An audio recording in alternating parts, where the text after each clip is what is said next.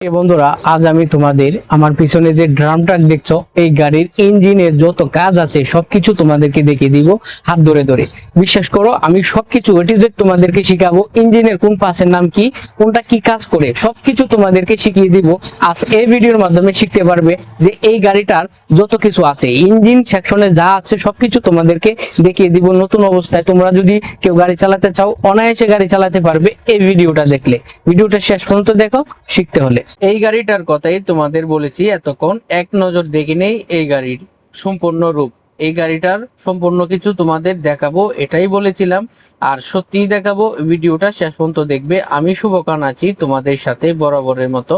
আজও এসেছি এটা নিয়ে কথা বলবো, তো ধৈর্য সহকারে এই ভিডিওটা দেখবে। গাড়িটা ফোল্ডিং করা হলো, আর এর সাইডে কি আছে, মাঝখানে কি আছে, পানি অথবা ইঞ্জিনের অংশ তোমাদেরকে দেখিব। তোমরা মনোযোগ দিয়ে শিখবে, দেখবে, তাহলে ইন্টারভিউ দেওয়ার সময় তোমাদের আর কোনো সমস্যা হবে না। তোমরা কিন্তু সহজে ইন্টারভিউ দিতে পারবে। কোন পাসের নাম কি, কোনটা কি কাজ করে, ইঞ্জিনের কোন অংশ কিভাবে চলে, সবকিছু কিন্তু তোমরা হাতে ধরে দেখিয়ে দিতে পারবে। এই ভিডিওটা শেষ পর্যন্ত দেখলে তোমাদের উপকার হবে। এই ড্রাম ট্রাকের কিছু বৈশিষ্ট্য রয়েছে, যেমন তার উপরটা নিচে সব গাড়ির মতোই সেম সেম, কিন্তু এখানে একটা এক্সট্রা কিছু রয়েছে যেটা তোমাদের জানা দরকার। দেখো, এই ড্রাম ট্রাকটা চালানোর জন্য অবশ্যই এখানে দেখো হাওয়ার মেশিন রয়েছে, এটা হাওয়ার গিলান রয়েছে অথবা হাওয়ার বুস্টার রয়েছে, তোমরা যেভাবে বলো যেভাবে বুঝো। এই হাওয়ার বুস্টারের মাধ্যমে জগ রয়েছে, জগের মাধ্যমে এটা ওড়সা নিচা করা যায় আর ফোল্ডিং করা যায়। মাল লোড করলে আনলোড করলে দুভাবেই এটা এভাবে উঁচা নিচা করে করতে হয়। যেমন আনলোড করার সময় এটা অবশ্যই এভাবে ফোল্ডিং করে মালগুলা ফেলে দেওয়া যায়, আবার লোড করার সময় অনেক সময় প্রয়োজন পড়ে এটা উঁচা করার জন্য, তখন উঁচা করে লোড করে নেওয়া যায়। এই একটা সুবিধা ড্রাম ট্রাক। তো এই ড্রাম ট্রাকের আজ আমরা ইঞ্জিনের সম্পর্কে জানবো, ইঞ্জিনের সাথে পরিচিত হব, কি কি পাস রয়েছে, কোন পাসের নাম কি, কোনটা কিভাবে কাজ করে। এবার দেখো, এটা কি, তোমরা এটা অবশ্যই অনেকে দেখেছো কিন্তু অনেকে জানো না এটা কি। এটা তোমরা অনেকে অন্য অন্য গাড়িতে দেখেছো, অন্যরকম, এক একটা গাড়িতে এক এক রকম থাকে।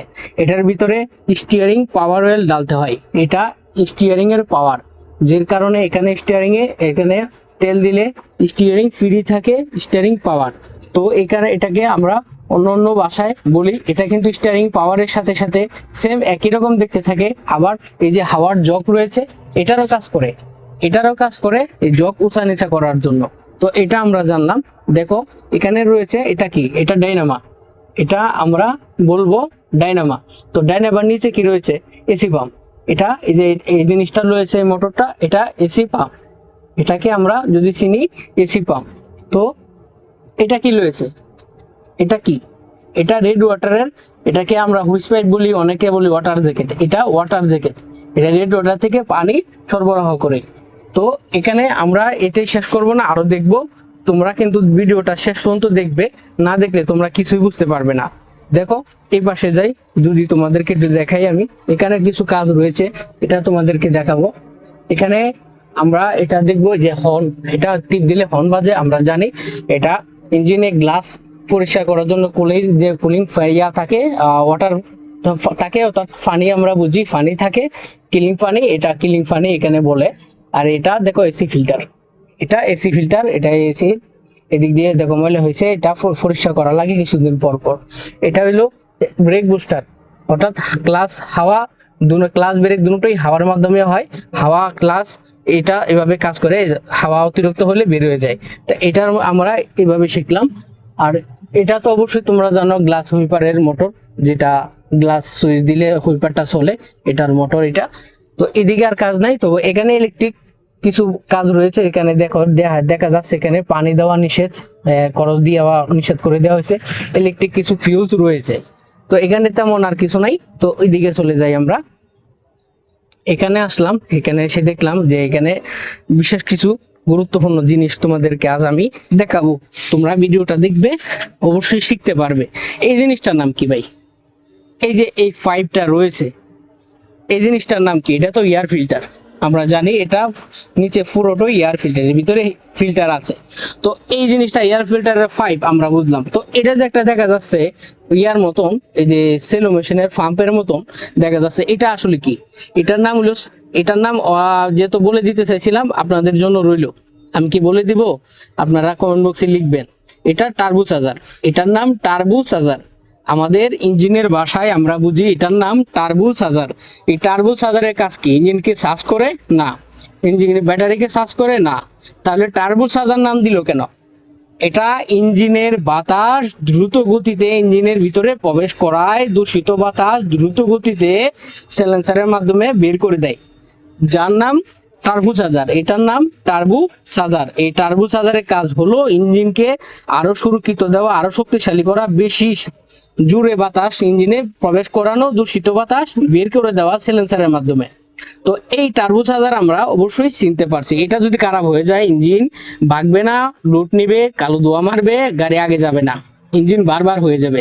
এটার ভিতরে যদি ফ্যান নষ্ট হয়ে যায়, তো এটা দুইভাবে অ্যাডজাস্ট করা আছে। একটা দেখো এইভাবে চলে গেছে এয়ার ক্লিনার ফিল্টারের মাঝে, আর আরেকটা চলে গেছে দেখো রেড ওয়াটারের কাছে। দেখছো রেড ওয়াটার ফ্যানের কাছে চলে গেছে। এদিক দিয়ে খেয়াল করলে দেখবে এই যে দেখো এই 5টা রেড ওয়াটার ফ্যানের কাছে চলে গেছে। রেড ওয়াটার ফ্যান থেকে এটাতে বাতাস ঢুকে, আবার রেড ওয়াটার থেকেও এখানে বাতাস সে গ্রহণ করে, দুই দিক থেকে বাতাস গ্রহণ করে সে ইঞ্জিনে দেয়। আর এটা দেখো আমরা অনেকে জানি না যে এই জিনিসটা কি। এটা কি?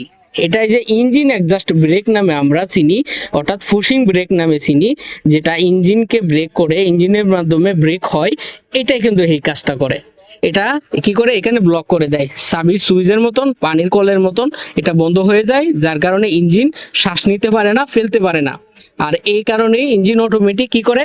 ইঞ্জিন ব্রেক হয়। আর এটাই ইঞ্জিন ব্রেকের কাজ করে থাকে। তাহলে আমরা এটা অ্যাডজাস্ট ব্রেকের কাজও কিন্তু শিখলাম, অর্থাৎ ফুশিং ব্রেকের কাজও কিন্তু আমরা শিখলাম। এটা অনেকভাবে অনেকে বুঝে বলে। তো এটা ইঞ্জিন কত সিলিন্ডার ইঞ্জিন কিভাবে বুঝবো? 1 2 3 4 5 6 6 সিলিন্ডার ইঞ্জিন। কিন্তু 6 সিলিন্ডার ইঞ্জিন হলে কি হবে? এর পাওয়ার কিন্তু মারাত্মক, অনেক বেশি। আর এটা কি? এটা হলো মোবিল ক্যাপ। এটা হলো মোবিল ক্যাপ। এটা খুলে এখান দিয়ে মোবিল ডালতে হয়। তো এটা মোবিল ক্যাপ আমরা চিনলাম, জানলাম। তো এখানে আরো কিছু কাজ রয়েছে। এই জিনিসটার নাম কি? এই পুরোটা এই জিনিসটার নাম কি? এই জিনিসটার নাম তোমরা কি কেউ বলতে পারো? কমেন্ট বক্সে একটু লিখবা প্লিজ। ছোট ভাই, বড় ভাই, তোমাদের উদ্দেশ্যই কিন্তু ভিডিওটা তৈরি করছি। তোমরা এই ভিডিওটা দেখবে, অবশ্যই লাইক কমেন্ট করবে। তোমরা যদি ভিডিওটা না দেখো, লাইক কমেন্ট না করো, তাহলে কার জন্য তৈরি করলাম? এত কষ্ট করে ভিডিও তৈরি করি তোমাদের জন্যই। তবে দেখো এটা এই পাশে যেমন একটা আছে, ওই পাশেও কিন্তু আরেকটা আছে। হ্যাঁ, এই পাশে কিন্তু আরেকটা আছে। তোমরা কিন্তু এটা গুলিয়ে দিবে না। কেন গুলিয়ে দিবে না? একটা হলো ইনটেক মিনি ফুলি, আর একটা এক্সজাস্ট মিনি ফুলি। একটা ইনটেক মিনি ফুলি হলো ফ্রেশ বাতাসটা গ্রহণ করে, আর এক্সজাস্ট মিনি ফুলি হলো ইঞ্জিনের দূষিত বাতাস, ধোঁয়া বের করে দেয়। আর এই কারণেই একটা এক্সজাস্ট আর একটা ইনটেক মিনি ফুলি বলা হয়ে থাকে। তো এটা আমরা চিনি যে এটাকে বলা হয় রেড ওয়াটার ফ্যান, অর্থাৎ ইঞ্জিন ফ্যান বলা হয়ে থাকে। তো এখানে দেখো ইঞ্জিনের আশেপাশে কোথাও পানি দেওয়ার জায়গা নাই, কারণ হলো সামনে দিয়ে পানি দিতে হয়। এটা রেড ওয়াটারে ডাইরেক্ট পানি দেওয়ার সিস্টেম নাই। তো ইঞ্জিনের এই কাজগুলো কিন্তু আমরা অনেকে জানি না, অনেকে জানি। যারা জানি তারা ভালো, যারা জানি না আমরা আজ জেনে নিলাম। কিন্তু এখানে দেখো আর কিছু কাজ রয়েছে। এই যে এটা দেখতেছো, এটা কি? এটা ভাই কি কাজ করে? এটা হলো ইঞ্জিনের, আমরা যখন তেল নিই, তেল ঢালি, তখন ইঞ্জিনের তেলের সাথে যদি পানি থাকে বা খারাপ তেল থাকে, এটাকে এখান থেকে বের করে দেওয়া যায় ইঞ্জিন সুইচের মাধ্যমে, ইলেকট্রিক ভাবে। আবার হাতেও এটা ফাং করে ফেলানো দেওয়া যায়। আর এখানে আরো কিছু জিনিস রয়েছে যেটা তোমরা না দেখলেই নয়। ইঞ্জিনে দেখা গেছে যে যদি তেল না থাকে, অনেক সময় আমরা অনেক দেখতে পাই যে তেল শর্ট হয়ে গেছে, ইঞ্জিন বন্ধ হয়ে গেছে অনেক ক্ষেত্রে। তবে ইলেকট্রিক সুইচের মাধ্যমে সুইচ করে কিন্তু এটা এসি পাম্প করে আমরা হাওয়াটা বের করে দিয়ে চাবি দিলে স্টার্ট হয়ে যাবে। এটা হাতেও করা যায়, আবার ডিজিটাল সিস্টেমের মাধ্যমে যারা গাড়ি কিনছে নতুন মডেলের, তাদের এই গাড়িতে এই সিস্টেমটা রয়েছে। তারা চাইলে সুইচে টিপ দিয়েও এটা হাওয়াটা বের করে দিয়ে গাড়িটা স্টার্ট করতে পারে। তো এটা আমরা দেখেছিলাম যে এটার ভিতরে এয়ার ফিল্টার এটা খুলে প্রতি সপ্তাহে একদিন হাওয়া দিতে হয়। তো এটা আমরা জানলাম। আজ কিন্তু আমরা এই গাড়িটার সম্পর্কে যাবতীয় সব কিছু শিখে নিলাম, জেনে নিলাম। আরো যদি কিছু বাকি থাকে, জানার প্রয়োজন পড়ে, অবশ্যই তোমরা আমাকে কমেন্ট বক্সে লিখবে, আমি সুন্দরভাবে দেখিয়ে দিব। আজকের কথা ছিল গাড়িটার ইঞ্জিন নিয়ে কথা বলবো, গাড়িটা কিভাবে কি করতে হয় সবকিছু। তো আমি আজ এখানেই শেষ করছি। তোমরা ভালো থাকবে, সুস্থ থাকবে। আল্লাহ হাফেজ।